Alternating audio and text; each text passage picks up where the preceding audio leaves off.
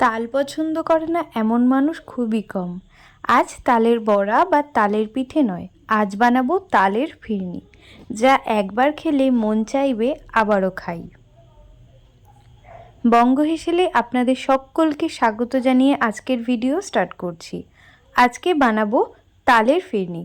তার জন্য নিয়েছি 1 বাটি তাল, আর নিয়েছি স্বাদ মতন চিনি, আমন্ড কুচি, কাজু কুচি, কিশমিশ কুচি, গোবিন্দভোগ চাল নিয়েছি, দুধ নিয়েছি 500। এই উপকরণেই আমরা খুব সহজে তালের ফিরনি বানিয়ে নিতে পারবো।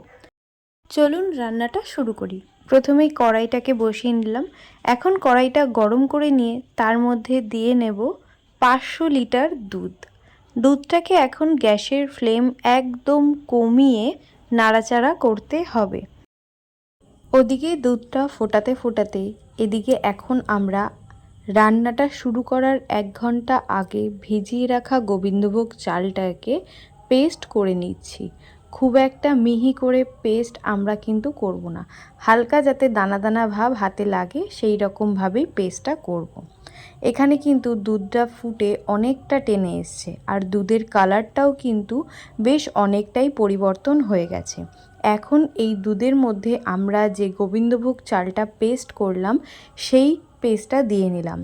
500 দুধের মধ্যে আমরা 200 গ্রাম গোবিন্দভোগ চালের পেস্ট দেব। পেস্টটা কিছুক্ষণ নাড়ার পর আমরা কিন্তু যে তালটা বের করে রেখেছিলাম সেই তালটাকেও কড়াইয়ের মধ্যে দিয়ে নিলাম। এখন গ্যাসের ফ্লেম একদম কমানো থাকবে। এখন এই 3টে উপকরণ, দুধ, তাল আর গোবিন্দভোগ চাল, 3টে উপকরণকেই বেশ ভালোভাবে নাড়াচাড়া করতে হবে। প্রথমের দিকে চালগুলো হালকা লেগে লেগে আসতে পারে, তখন আমরা এই রকম একটা ঝাঁঝরি চামচের সাহায্যে কিন্তু নেড়ে নেব, তাহলে কিন্তু কোনো আটকে যাওয়ার চান্স থাকবে না। আর যদি কোনোভাবে তালের কোনো শ্বাস চলে গিয়ে থাকে তাহলে কিন্তু এর সাহায্যে সেটা বেরিয়ে আসবে। তো এখন আমরা এটাকে গ্যাসের ফ্লেম একদম কমিয়ে নাড়াচাড়া করব যাতে লেগে না যায়। তার মধ্যে এখন দিয়ে নিচ্ছি স্বাদ মতন চিনি। আমরা এটা খুব বেশি পরিমাণের মিষ্টি স্বাদের বানাবো না, সামান্য পরিমাণ মিষ্টি স্বাদ করতে চাই, তাই ছোট্ট কাচের বাটির 1 বাটি চিনি দিয়ে নিলাম। বেশ অনেকটাই কিন্তু টেনে এসছে, এটা পুরো টেনে গাঢ় হয়ে আসবে, তখনই কিন্তু আমাদের তালের ফিরনিটা তৈরি হয়ে যাবে। এখানে দেখতে পাচ্ছেন ঠিক কতটা পরিমাণে টেনে এসছে, কোনো রকম জল ভাব আর নেই। এখন গোবিন্দভোগ চাল আর তালটাই রয়েছে এর মধ্যে, আর দুধটা প্রায় পুরোটাই টেনে এসছে। এখন এর মধ্যে আগে থেকে কুচো করে রাখা কিশমিশটা অ্যাড করে নিলাম। একে একে আর যা যা কেটে রেখেছিলাম, যেমন আমন্ড কুচি আর কাজু কুচি, সবটাই এখন অ্যাড করে নাড়াচাড়া করে নেব।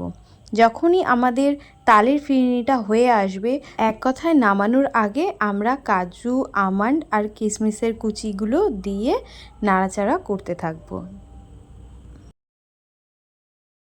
এই তালের ফিরনি রান্না করতে আমাদের সময় লাগবে মাত্র 45 মিনিট। তাহলেই কিন্তু আমরা খুব সুস্বাদু একটা মিষ্টি পদের রান্না করে নিতে পারবো। এই তালের ফিরনি মিষ্টিটি আমাদের বাড়িতে থাকা যে কোনো বাবা, জ্যাঠা, কাকাকে আমরা দিতে পারি, যারা কম মিষ্টি মানে কম মিষ্টিযুক্ত মিষ্টি খায়। তাদের জন্যে কিন্তু এই তালের ফিরনিটা একদম বেস্ট মিষ্টি হতে পারে। তো একবার কিন্তু বাড়িতে ট্রাই করা যেতেই পারে। আমি কিন্তু এখানে তালের ফিরনিটাকে নামিয়ে নিয়েছি। বেশ মিনিট 15 এটাকে আমি বাইরে রাখবো, মানে রুম টেম্পারেচারে রাখবো। তারপর এটাকে ফ্রিজে দিয়ে দেবো, 2 ঘন্টা ফ্রিজে রাখবো। তারপর বের করলেই কিন্তু আমাদের ফিরনিটা একদম ঠান্ডা হয়ে জমে যাবে, তখন কিন্তু খেতে আরও সুস্বাদু লাগবে। পাতের শেষে এই রকম মিষ্টি যদি পাওয়া যায় তাহলে কিন্তু মনটা একদম ভরে যায়। এখানে কিন্তু ফিরনিগুলোকে আমার বাটিতে নামানো হয়ে গেছে। এখন এর ওপর দিয়ে কিছুটা পরিমাণ কাজু, আমন্ড আর কিশমিশ কুচি ছড়িয়ে দিচ্ছি। দেখতে কিন্তু বেশ সুন্দর লাগছে। দেখতে ঠিক যতটা সুন্দর লাগছে খেতে তার থেকেও ভালো হয় বন্ধুরা। আপনারা চাইলে কিন্তু একবার বাড়িতে ঝটপট বানিয়ে নিতেই পারেন। বানিয়ে কিন্তু জানাবেন আপনাদের কেমন লাগলো। কিছুটা পরিমাণ বেশি করেছিলাম, তাই সেটাকে একটা বড় পাত্রের মধ্যে রাখলাম। আজকের রান্নার তালের ফিরনি কিন্তু আমাদের তৈরি হয়ে গেছে। রান্নাটা কেমন লাগলো সেটা কিন্তু কমেন্টে জানাতে একদম ভুলবেন না। যদি কিছু ভালো লেগে থাকে তার জন্য একটা লাইক শেয়ার করে দেবেন। আর আমাদের চ্যানেল বঙ্গ হেসেলে যদি নতুন হয়ে থাকেন অবশ্যই চ্যানেলটাকে সাবস্ক্রাইব করে চ্যানেলটির পাশে থাকবেন। অনেক ভালো ভালো রান্নার রেসিপি এখান থেকে পেয়ে যাবেন।